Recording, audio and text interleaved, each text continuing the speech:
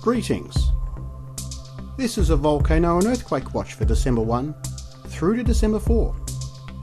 A significant planetary alignment and a powerful coronal hole formation moving into the Earth-facing position represents a likelihood of a 6.6 magnitude earthquake during this watch. We'll now look at the latest solar wind telemetry from ACE, and we have seen a major change on this service over the last 3 hours, which saw solar wind speeds move from 350 to 550 km a second quite rapidly.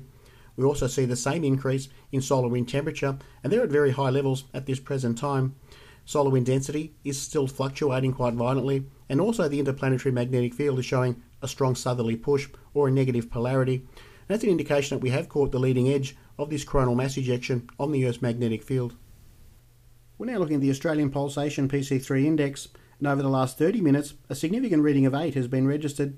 So that's a solid indication of a powerful earthquake for the Southern Hemisphere, possibly over 6.5 in magnitude based on these readings. We're now looking at the SDO composite and focusing on this coronal hole formation in the Southern Hemisphere.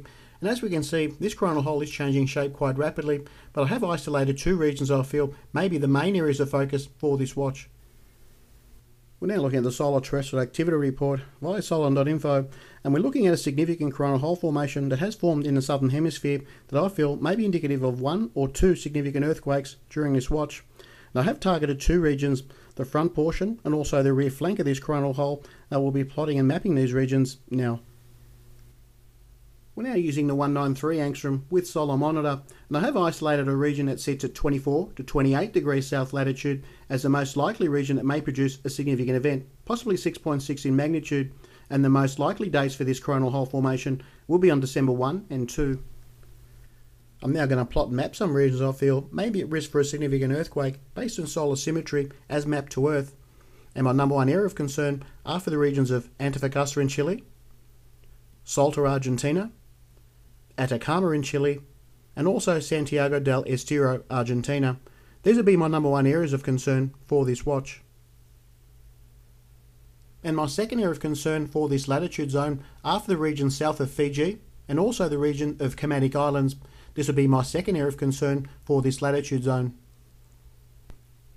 The region of Easter Island may be in play for a significant earthquake as it falls in this latitude zone as well.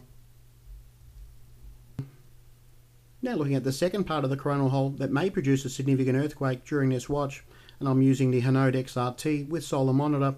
Now I have isolated 36 to 40 degrees south latitude as the most likely area that may produce a significant earthquake. I'm now going to target the North Island, New Zealand as a main area of focus for this latitude zone of 36 to 40 degrees south latitude. Now the region off the coast of New Zealand has been fairly busy of late with significant swarm activities. Now we may receive another event in that region, possibly 6.2 to 6.3 in magnitude, but my main area of focus will be in and around the regions of Lake Taupo. This will be my main area of concern for this latitude zone. And my second area of concern for the 35 to 40 degree latitude zones are for the regions of Biobío, Chile, O'Higgins in Chile, stretching over towards Mendoza, Argentina. This will be my second area of concern towards this latitude zone. We're now looking at the outgoing long-wave radiation anomaly. This is showing parts of the globe that could be susceptible of some significant seismic events based on radiation signatures, and the areas that we're focusing on are shaded in darkish green. The main readings showing up for this week are for the regions in the Atlantic Ocean. The Mid-Atlantic Ridge and the Northern Mid-Atlantic Ridge have strong readings. Hawaii has a very powerful reading, and also in Australia stretching right through. There's also a reading showing up in the Carlsberg Ridge, and also a reading in the Strait of Gibraltar. This will be the main readings for this week using the outgoing long-wave radiation anomaly.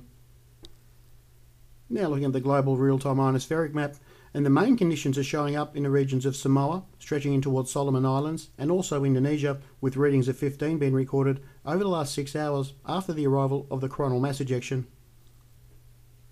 There's also a possibility that we may receive an earthquake around 5.5 in magnitude for the region of South Sandwich Islands region, and I thought I'd mention it during this watch, as there are some significant holes that have formed over the last 24 hours at 56 to 60 degrees south latitude. And that's my volcano and earthquake watch for the 29th of November 2011. For up-to-date earthquake information, please subscribe to EQ Reporter or visit my website at solarwatcher.net. Annotations will be added during and at the end of the video. Thanks for watching.